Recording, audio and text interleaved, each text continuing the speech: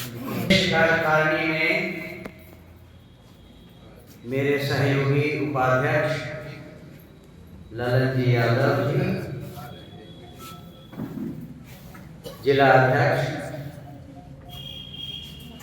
धर्मदेव यादव जी,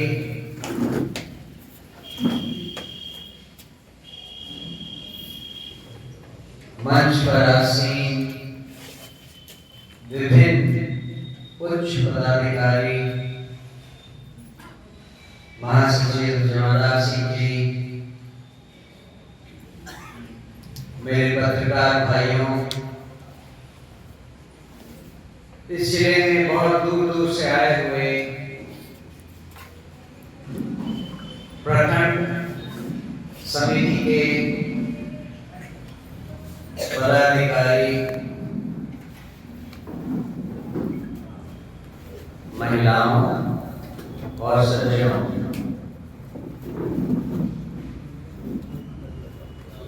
सबसे पहले हम लोगों का यहाँ ऐसा स्वागत करने के लिए आपका बहुत बहुत धन्यवाद। मुझे मालूम है कि हमें यहाँ आने में थोड़ी देर हुई थी, आपको उसके लिए जो असुविधा हुई उसके लिए हमें माफ करें। जमुई से मेरा बचपन का नाता है, ये आप सब लोग जानते हैं। आज से लगभग 50 साल पहले मैंने आखिरी बार जमुई को देखा था।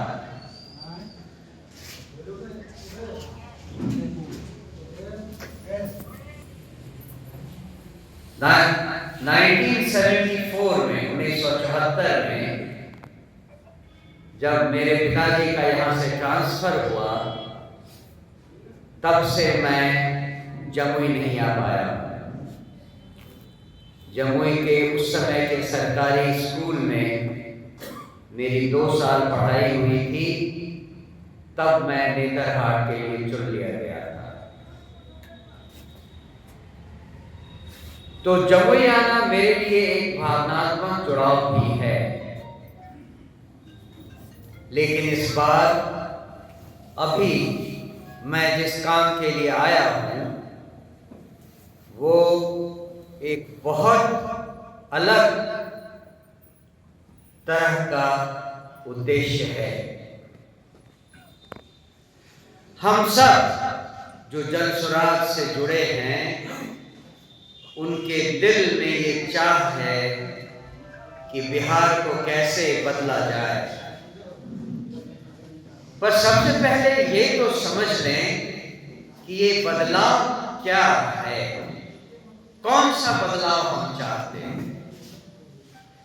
प्रशांत जी ने जब कुछ आपसे कहा, पलायन के बारे में, शिक्षा के बारे में, बेरोजगारी के बारे में, उन सब का कारण मेरे ख्याल से केवल 2 है, भ्रष्टाचार और कानून व्यवस्था की कमी। आप जरा सोच कर देखें तो भ्रष्टाचार और कानून व्यवस्था की कमी भारत के अन्य राज्यों में भी है, लेकिन बिहार में इसकी हालत कुछ ज़्यादा ही खराब है। उसका कारण है पिछले 40-45 सालों में जिस तरह से बाहुबलियों ने, गुंडों ने और समाज के गलत एलिमेंट्स ने, परिवारवाद के लोगों ने केवल शासन पाने के लिए हम सब के साथ, आम जनता के साथ जो धोखा किया है वो शायद किसी और राज्य में नहीं हुआ होगा। 40-45 साल पहले जो राज्य हमारे साथ थे विकास के नाम पर या हमसे नीचे थे देश में, वो आज हमसे 10 गुना आगे बढ़ गए हैं। हम जहां थे अंतिम पायदान पर, वहीं आज भी हैं। मुझे लगता है बिहार में जो गुंडागर्दी का राज रहा, उसके कारण जो भ्रष्टाचार बढ़ा, उसकी जड़ में जाना जरूरी है। कृपया बातचीत बंद कर दें। मेरे ख्याल से इस भ्रष्टाचार की शुरुआत इसी चुनाव प्रक्रिया से होती है।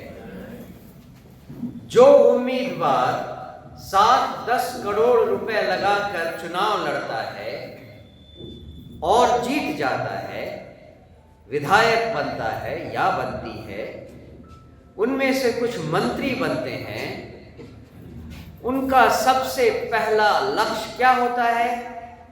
कैसे वो 7-10 करोड़ वापस लिए जाए, और वो अपने ठेकेदारों से, सीनियर ऑफिसर से पैसों की तरह तरह से डिमांड करते हैं। सीनियर ऑफिसर अपने जूनियर ऑफिसर से, वो अपने जूनियर ऑफिसर से डिमांड करते हैं। फाइनली आप और हम किसी भी सरकारी दफ्तर में जाएं, बिना पैसा दिए हुए एक काम नहीं होता है। किसी भी हॉस्पिटल में जाएं, किसी भी थाने में जाएं, कोई रपट लिखाना हो, बिना पैसे दिए काम नहीं होता है। इसीलिए जन सुराज में प्रशांत किशोर जी ने कहा था, आप अगर निस्वार्थ भाव से, शुद्ध अंतःकरण से जनता की सेवा करना चाहते हैं, तो आपको चुनाव के लिए पैसों की जरूरत नहीं है। जो आशा है वो ये कि अगर जन सुराज के उम्मीदवार बिना 7 करोड़ 10 करोड़ खर्च किए हुए विधायक चुने जाएं, उनमें से कुछ मंत्री होंगे, तो कम से कम उनके मन में ये पैसों की लालच ना हो। कम से कम वो ऊपर से करप्शन को, भ्रष्टाचार को आने से रोकें। और चूंकि हमारा मंत्री भी ईमानदार होगा, उसके अंदर जो पुलिस फोर्स है उसको भी ईमानदार होना होगा। और अगर पुलिस फोर्स ऊपर से नीचे तक ईमानदार हो गई, तो कानून व्यवस्था अपने आप सही हो जाएगी।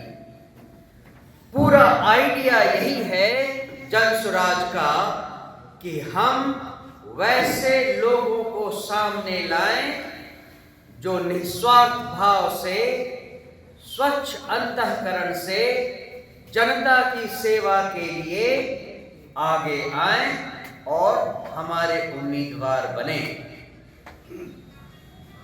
अब आपको शायद समझ में आया होगा कि ये पूरी बात कैसे एक साथ जुड़ रही है।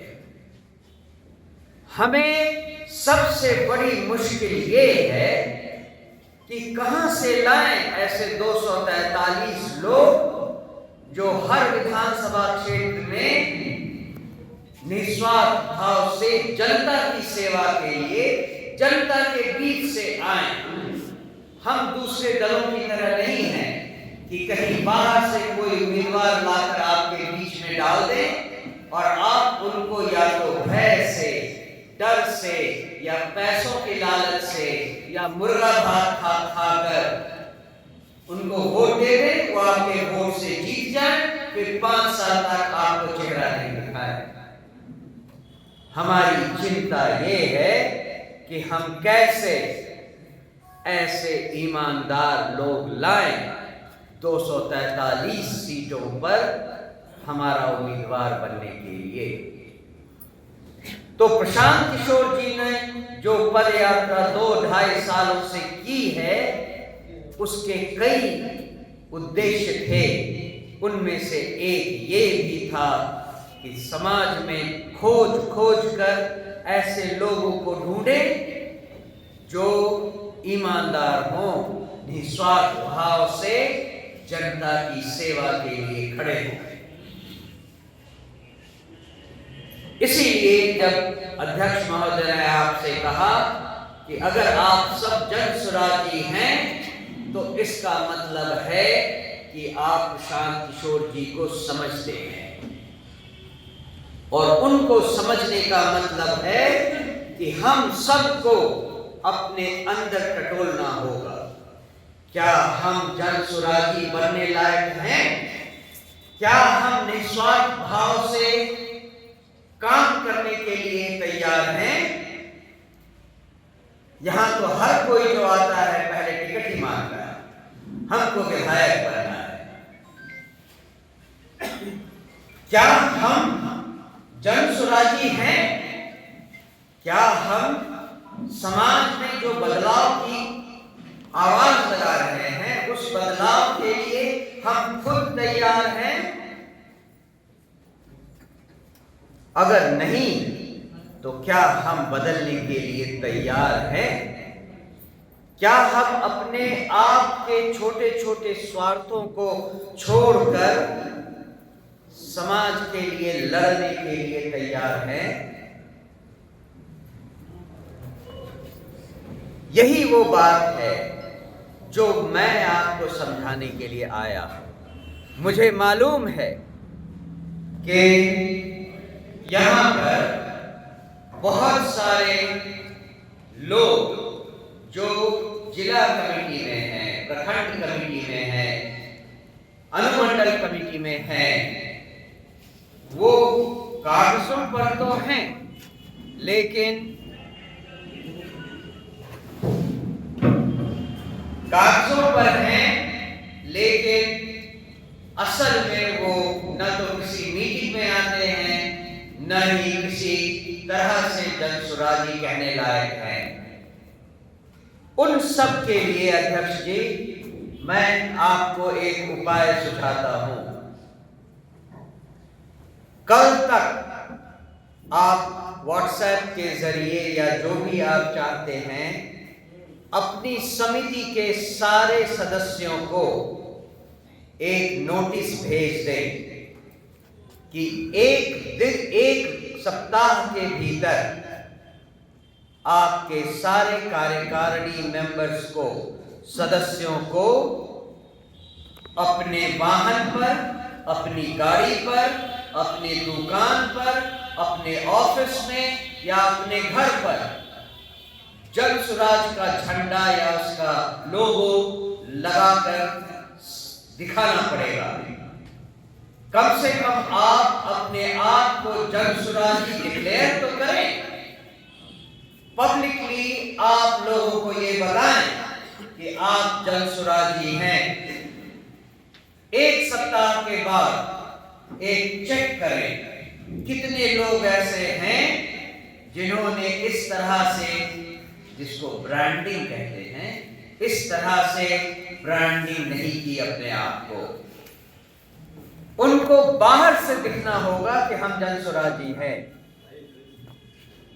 एक सप्ताह तक अगर उन्होंने ऐसा नहीं किया तो उसकी लिस्ट आप हमें भेजें, हम उनके खिलाफ कार्रवाई करने को तैयार हैं। और यही काम मैं चाहता हूं अनुमंडल के अधिकारी, अनुमंडल अध्यक्ष अपने सदस्यों के लिए करें, प्रखंडों के अध्यक्ष अपने सदस्यों के लिए करें।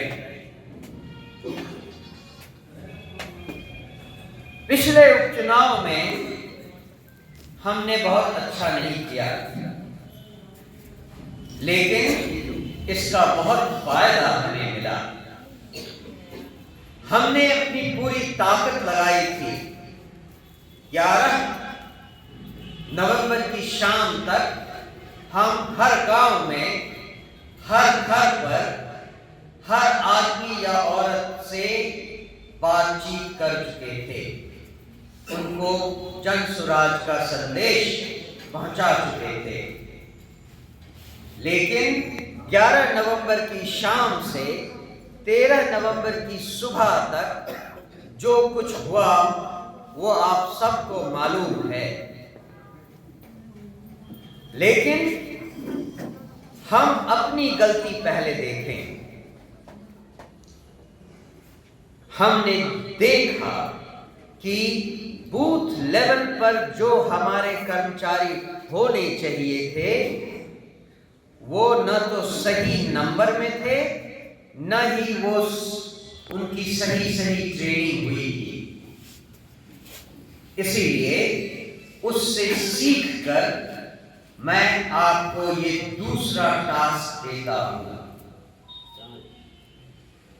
अध्यक्ष महोदय, आप अपने अधिकार क्षेत्र से अनुमंडल के अध्यक्ष और समितियों के साथ मिलकर, प्रखंडों के समितियों के साथ मिलकर, जहां जहां जिन प्रखंडों में आपकी समिति है वहां पर हर गांव में हर बूथ के लिए 10 लोगों की एक बूथ कमेटी बनाएं। इस बूथ कमेटी में कम से कम 4 महिला सदस्य जरूर होने चाहिए। 10 लोगों की कमेटी, 4 कम से कम महिला सदस्य उसमें जरूर होने चाहिए। ये काम 31 जनवरी तक हो जाना चाहिए, क्योंकि इस माह के अंत तक हम सब कोशिश करेंगे कि बाकी प्रखंडों में भी हमारी समिति का निर्माण हो जाए। इसीलिए आशा है कि 31 जनवरी तक हमें हर बूथ के लिए 10 लोगों का एक बूथ कमेटी तैयार मिलेगा। आप सब मेरी बात से सहमत हैं? धन्यवाद। दूसरी चीज जो हमने इस उपचुनाव से सीखा, आप में से कुछ लोग जानते होंगे, अंग्रेजी में एक कहावत है, to earn is human. Hindi में कहते हैं गलती करना प्रकृति है।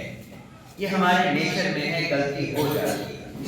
तो गलती करना प्रकृति है, गलती मानना संस्कृति है, लेकिन गलती सुधारना प्रगति है। तो इसीलिए अपनी गलती मानकर उसको सुधारने में ही हमारा विकास है, हमारी अपनी प्रगति है, जन सुराज की प्रगति है। तो दूसरी गलती ये रही कि गांव में लोगों ने हमसे कहा कि भाई आप तो वोट मांगने आए हैं, लेकिन आपके जो लोग यहाँ काम करते हैं वो तो यहाँ के हैं ही नहीं, आपके उम्मीदवार कहाँ हैं? ये जो जेएसपीटी की टीम थी जिन्होंने पूरा संचालन किया चुनाव का, उसमें बदलाव लाने की जरूरत थी। जेएसपीटी की टीम ने पिछले 2 सालों में जो काम किया वो अतुलनीय है, क्योंकि 2 सालों में 1 करोड़ 7 लाख की पार्टी बनाना कोई आसान काम नहीं है। ये केवल जेएसपीटी का संगठन ही कर सकता था। लेकिन अब समय आ गया है कि उस रोल में बदलाव किया जाए, और आप भरोसा कीजिए पटना में ऊपर के लेवल पर ये डिसीजन लिया जा चुका है। आप सब अपनी अपनी जगह पर, चाहे जिला का स्तर हो, अनुमंडल का स्तर हो, प्रखंड का स्तर हो या पंचायतों का स्तर हो, आप सब अपनी अपनी जगह पर एक राजनीतिक नेता हैं। राजनीतिक पॉलिटिकल लीडर हैं। अब चुनाव का काम करना और उसकी तैयारी करना आप जैसे राजनीतिक लीडर्स की जिम्मेदारी होनी चाहिए। जेएसपीटी पर डिपेंडेंस जो थी वो खत्म कीजिए। किसी भी चीज के लिए पहले जो आप जेएसपीटी की तरफ देखते थे उसे बंद कीजिए। सारा कार्यक्रम आपको क्या करना है ये आप डिसाइड करें, कैसे करना है ये आप डिसाइड करें, किसको बुलाना है ये आप डिसाइड करें। सारी जिम्मेदारी आप लें और अगर कहीं कुछ भूल होती है तो उस भूल की भी जिम्मेदारी आप लें। तभी हमारी पार्टी अगले कदम की तरफ आगे बढ़ पाएगी। नहीं तो हम पूरे समय जेएसपीटी को अपनी बैसाखी बनाकर लहराते रहेंगे।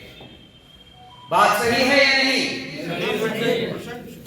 हर आदमी जो प्रखंड से आया है, अनुमंडल से आया है या जिला कमेटी के मेंबर्स हैं, आप राजनीतिक नेता हैं और आप अब एक्टिवली अपना कार्यक्रम निर्धारित करें और उस पर काम करें। जब तक आप इस तरह से एक्टिव नहीं होंगे, हम कुछ भी करें आगे चुनाव में अच्छा नहीं कर सकते।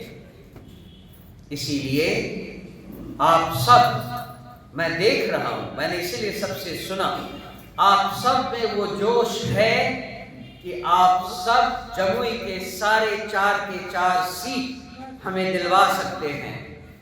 लेकिन उसके लिए जरूरी है कि हमारा संगठन पहले मजबूत हो और संगठन मजबूत होने के लिए हमारे लीडर्स को लीडर्स की तरह बर्ताव करना पड़ेगा, उन्हें वो जिम्मेदारी लेनी होगी।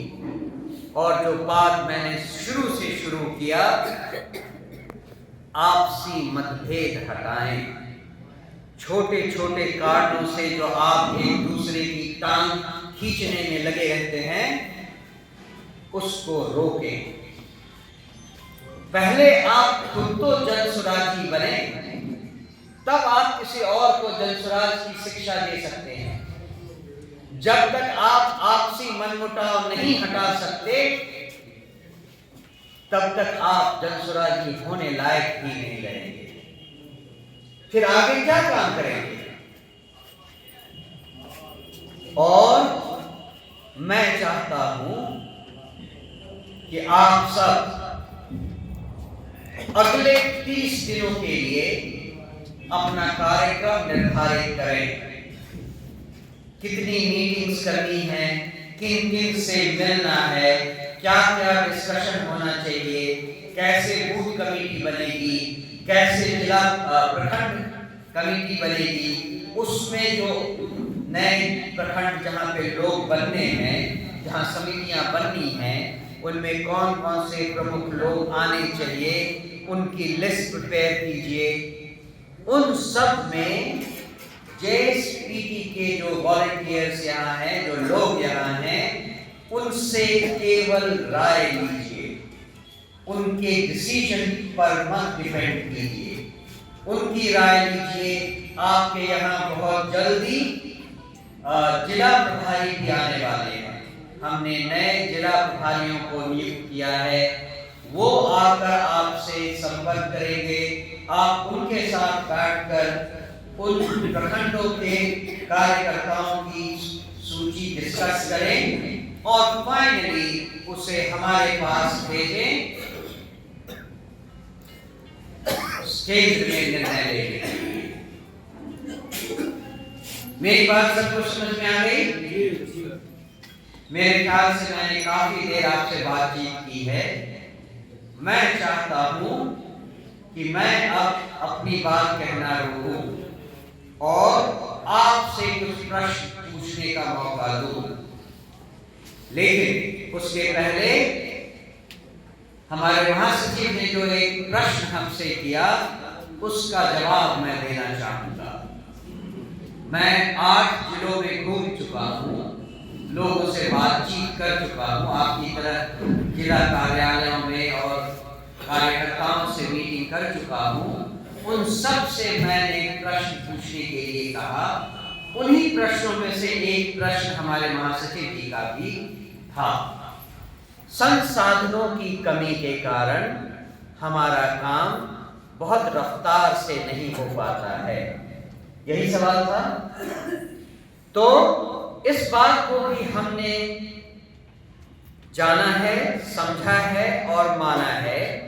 इसीलिए अभी जब हमारी कोर कमेटी की मीटिंग हुई, उसके बाद हमारी 25 सदस्यों की जो एग्जीक्यूटिव कमेटी मेंबर बनी है, उसकी भी एक मीटिंग कल शाम को हुई। इन सारी मीटिंग्स में ये डिसाइड हुआ है कि जिला लेवल पर, अनुमंडल लेवल पर और प्रखंड लेवल पर भी वाहनों का समुचित इंतजाम किया जाएगा।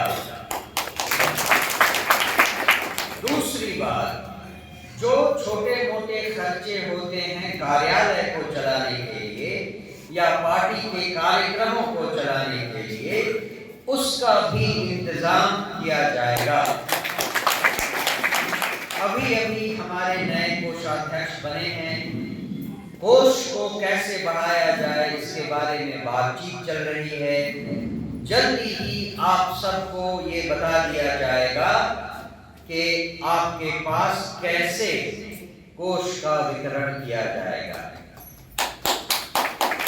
एक और सवाल जो कई बार हमें पूछा गया है वो ये कि जिला कार्यकारिणी के पदाधिकारियों का नाम कम से कम अध्यक्ष, उपाध्यक्ष और सचिव का नाम जिला प्रशासन के पास जाना चाहिए। ये बात सही है और हम जल्द ही इस पर कार्यवाही करेंगे, ये हम आपको भरोसा दिलाते हैं। तो